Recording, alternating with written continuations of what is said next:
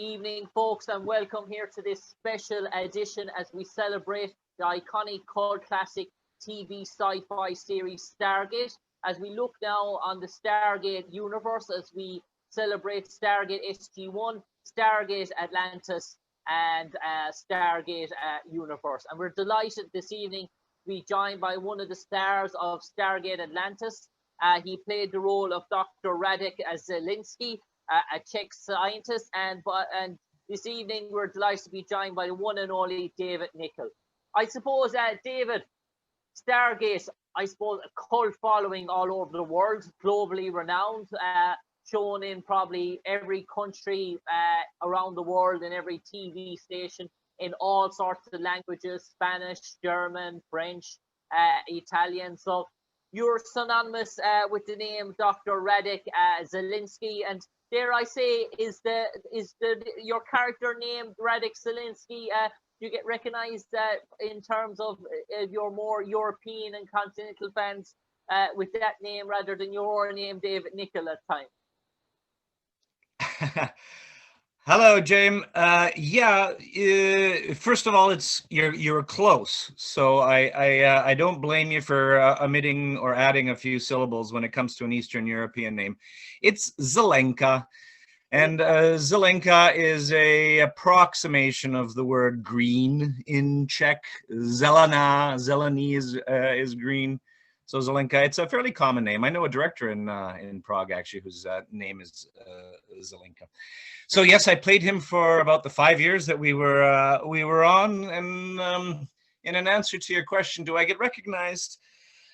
Yes, sometimes. I mean, I've got a beard now, I suppose, and I've been doing Arrow and most recently a spy series for HBO. So I kind of changed the look a little bit. So I have to admit that not recently, and particularly not during a pandemic. I'm not riding around as much in public places, but those corners of the world that you mentioned, everywhere from New Zealand to Ireland to Israel, where Stargate is watched and where there are fans, of which there are legion, and you also alluded to how worldwide, or the phenomenon of it in general is, then they do.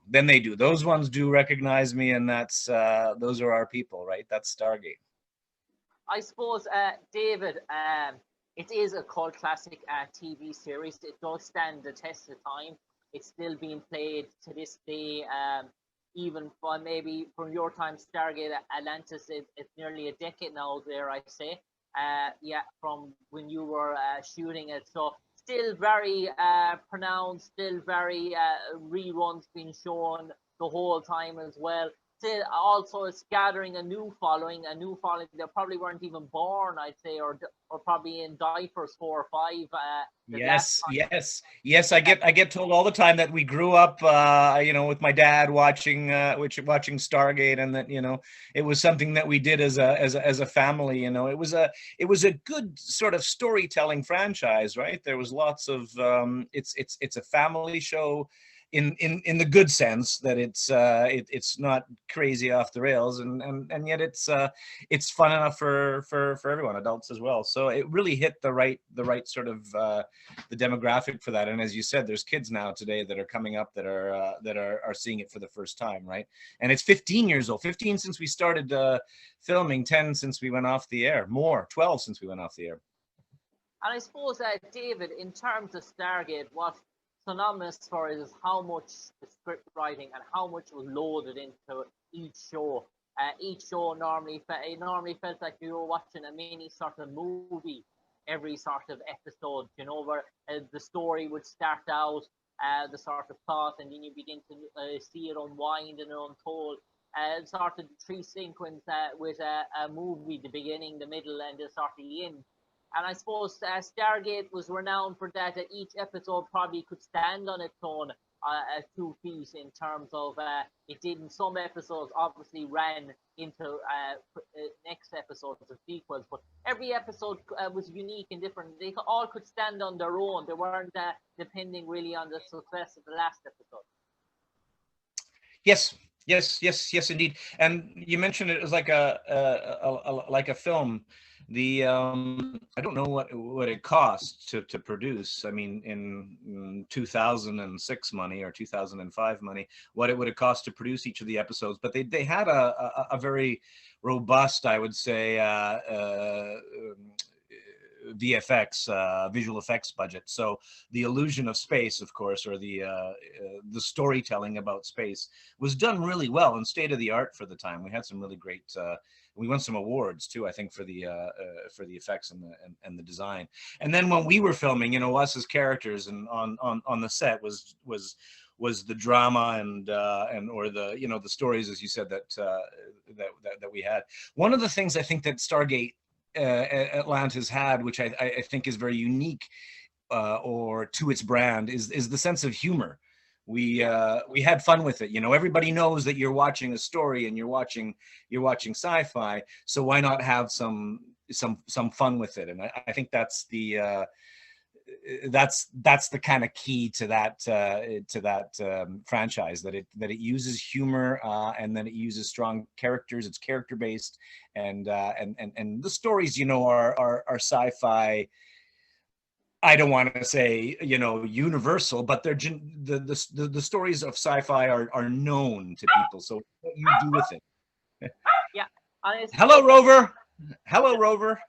I suppose, David, in terms of Stargate as well, the Stargate Atlantis, one of the big things about it was your camaraderie with David Nykl and the character Rodney McCoy, and I suppose the sort of humor as well, and the interaction between your two characters, and it was almost like chalk and cheese, the Jekyll and the Hyde, and the sort of relationship. And that sort of really worked well, and that probably showed your character really to the core and brought out his best moments. Yeah, it was particularly a joy to work with David. Oh, geez, I hope he never hears that, because there goes my reputation. But it was really fun to work with him because there was that chemistry, because there was that back and forth, and because there was that sort of Mutt and Jeff, Laurel and Hardy sort of dynamic, and the writers that would pick up on it were you know, gave us that moment to work with, and it was fun. It was fun to do, and it made those scenes really really fun to watch again. And I suppose in terms of David, Stargate Atlantis, I suppose most of the episodes the enemy was the race, and in terms of a villain, it was very sort of different from what they did in the original Stargate SG-1 with the snake-like characters, the Ghouls, which was the main sort of threat. And I suppose that sort of worked well in a sort of thing, because it brought out the Wraith characters. It portrayed them as a sort of it separated it from the original Stargate. Instead of using the same common enemy, it brought a new sort of enemy, and that probably intrigued the Stargate universe. Yes, it's a good it's a good thing. You can't have a hero story without an anti-hero story or a villain story. So our Wraith, our reggae vampires, were good and scary. And I mean, I worked with one of an actor that I had no idea I was working with him until, you know, several months after the shoot. He said, "Oh, it was nice working with you on Stargate." I said, "I don't think we did." And he said, "Oh no, I was one of the Wraiths." The poor guys, they're unrecognizable, right? They're, you know, 4 hours in the makeup chair, and they have all that stuff, and they have to eat lunch through a straw. And I suppose, David, the set itself, the Stargate Atlantis set, many people are very intrigued to actually know, I suppose, the studio thing, what that actually looks like. I suppose the visual effects, we see the original city rising from the ground, but the actual shooting and the location, is it the main central of operations? Is that where probably everything is set in terms of the Atlantis sort of thing? Did you have one main set, and then probably off-world thing was all shot in offset locations, I imagine? Yes. I mean, you're talking in the present tense. These sets no longer exist. The studios are barely 3 or 4 kilometers away from where I live right now, and I actually don't know what's shooting in the Bridge Studios right now, but they've completely rebuilt it. There's new studio spaces there, and everything. It's 15 years past, but I mean, what we had back then was yeah, several locations. In the Bridge was where the main Stargate was, which the control room. We were on one half of one of those studios, and then our Wraith set was in a place called Norco, which was a former bicycle factory in another community here in Burnaby. And that's where a lot of that was the latex set of Norco. So that, yeah, those places are. I mean, the studio space is at a premium now in Vancouver, because shooting is sort of ramping up now. So between Riverdale and all the CW shows that are shooting, they're building studios as fast as they can to keep up with the demand, which is a wonderful thing. But that the Stargate sets are no longer, my friend. They've been sold throughout the world. And I suppose, David, I suppose as a cast, as a new cast in Stargate Atlantis, I suppose you obviously, the first season was very intriguing. I suppose great anticipation, excitement. I suppose a bit anxious as well. Would it catch on with the loyal sort of Stargate sort of following that would have followed Stargate SG-1 for 6 or 7 years? An entirely new cast of characters as well. I suppose gone were the Richard Dean Andersons and the Christopher Judge and the David Shanks and Amanda Tapping that were nearly in every episode of Stargate SG-1, I say, for all 7 seasons. So this entirely new cast, you had to stand on your own 2 feet, and you had to appeal to that sort of audience, because that was your core audience. And if you didn't get them on hook on season 1, obviously it wouldn't have propelled, and you wouldn't have got the other 4 seasons. Well, it's no doubt that we stood on the shoulders of SG-1, right? They did the groundwork. They did those first couple of years, year 1, year 2, year 3, where nobody really knew what the show was, and it gained the following that it did because of SG-1. So that credit needs to be, we were, as you said, we were a spin-off, and a classic spin-off. Problem is that you can alienate the initial fans, and then you have to sort of, as you said, stand on your own. Yeah, I think that was also because we had good writing, and you're writing for a different scenario in a different place. So I think at first there was some grumblings as to what is this new upstart, what is this new show.